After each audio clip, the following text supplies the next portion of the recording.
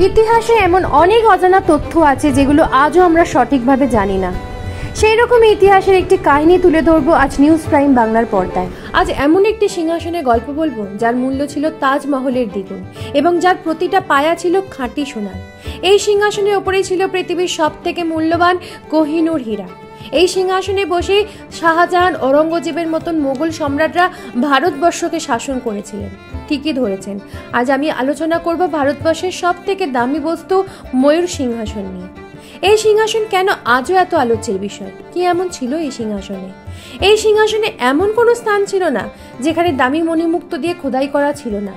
এটি ছিল ভারতবর্ষের সব থেকে দামি বস্তু, কিন্তু আমরা লালকেল্লায় গেলে সেখানে শুধু আর সিংহাসনের পাদানিটুকু পড়ে থাকতে দেখি। আমরা অনেকেই জানি না যে মোগলদের কাছে একটা নয় বরং দুটো ময়ূর সিংহাসন ছিল। দ্বিতীয় সিংহাসনটি তৈরি করার পিছনে কি কারণ ছিল এবং সেই সিংহাসনটি এখন কোথায় আছে সেটাই আজ জানাবো আপনাদের। শাহজাহান সিংহাসনে বসেছিলেন 1628 সালে। তার পিতা জাহাঙ্গীর একটি কালো রঙের পাথরের তৈরি সিংহাসনে বসে সাম্রাজ্য চালাতেন। কিন্তু আমরা জানি যে শাহজাহান অত্যন্ত শৌখিন একজন সম্রাট ছিলেন। তিনি তার সাম্রাজ্যকালে অনেক স্থাপত্য গড়ে তুলেছিলেন। শাহজাহান সিংহাসনে বসার পর আদেশ দেন একটি বিলাসবহুল সিংহাসন তৈরি। এরপর এই সিংহাসন বানানোর দায়িত্ব দেন মোগল সাম্রাজ্যের একজন আর্কিটেকচার গিলানিকে। 1628 সালে এই সিংহাসন নির্মাণের কাজ শুরু হয়। প্রায় 7 বছর ধরে এই সিংহাসন তৈরি হয়। 1200 কেজি সোনা দিয়ে নাকি এই সিংহাসন তৈরি করা হয়েছিল এবং প্রায় 250 কেজি ওজনের দামি দামি পাথর ব্যবহার করা হয়েছিল। সিংহাসনের 6টি পায়া প্রত্যেকটি সোনার তৈরি ছিল এবং সিংহাসনের ওপরে ব্যবহৃত কাপড় সোনার সুতো দিয়ে কারুকাজ করা হয়েছিল। ইসলাম ধর্মে ময়ূরকে খুব উঁচু স্তরে রাখা হয়, তাই ধর্মপ্রিয় শাহজাহান এই সিংহাসনে একেবারে ওপরে দুটো ময়ূর ব্যবহার করেছিলেন। ময়ূরগুলি সোনার তৈরি ছিল। লালকেল্লা যেই জায়গায় এই সিংহাসনটি রাখা ছিল সেই জায়গার নাম ছিল দিওয়ানি খাস। এটি এমন এক অনবদ্য সৃষ্টি ছিল যা এটি দ্বিতীয়বার কেউ আর তৈরি করতে পারেনি। তখনকার দিনে প্রায় 6 কোটি টাকা খরচ হয়েছিল এই সিংহাসন বানাতে।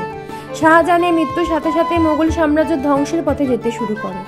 ইরানের শাসক নাদির শাহ ভারতবর্ষে বিপুল সম্পত্তি ও খাজনার কথা শুনে ভারতবর্ষ আক্রমণের পরিকল্পনা করেন। মোগল সাম্রাজ্যের সম্রাট মোহাম্মদ শাহের সাথে নাদির শাহের যুদ্ধ শুরু হয়। এই যুদ্ধে নাদির শাহ মোহাম্মদ শাহকে পরাজিত করে এবং নাদির শাহ বিপুল সৈন্যবাহিনীর কাছে মোহাম্মদ শাহ পরাজিত হয়ে নাদির শাহ এরপর মোগলদের অর্থাকশ লুট করেন এবং সাথে নিয়ে যান ময়ূর সিংহাসন ও কোহিনূর হীরা। ময়ূর সিংহাসন লুট হবার পর সেই সিংহাসনটি কোথায় গেল তার সেইভাবে আর খোঁজ পাওয়া যায়নি ইতিহাসে। কিছু ইতিহাসবিদ মনে করতেন যে নাদির শাহকে তার সেনারা ঘুমের মধ্যে হত্যা করে এবং সিংহাসনটি টুকরো টুকরো করে তারা বিক্রি করে দেয়। এটি প্রমাণ আজও পাওয়া যায়নি, তবে লন্ডনের ভিক্টোরিয়া অ্যান্ড অ্যালবার্ট মিউজিয়ামে এই সিংহাসনের একটি পায়া রয়েছে। এ থেকে অনুমান করা যায় ইতিহাসবিদরা যেটা মনে করতেন সেটা ঠিক হলেও হতে পারে। নাদির শাহ সিংহাসন লুট করে নিয়ে যাবার পর মোগল সম্রাটরা এরপর দ্বিতীয় একটি ময়ূর সিংহাসন বানিয়েছিলেন।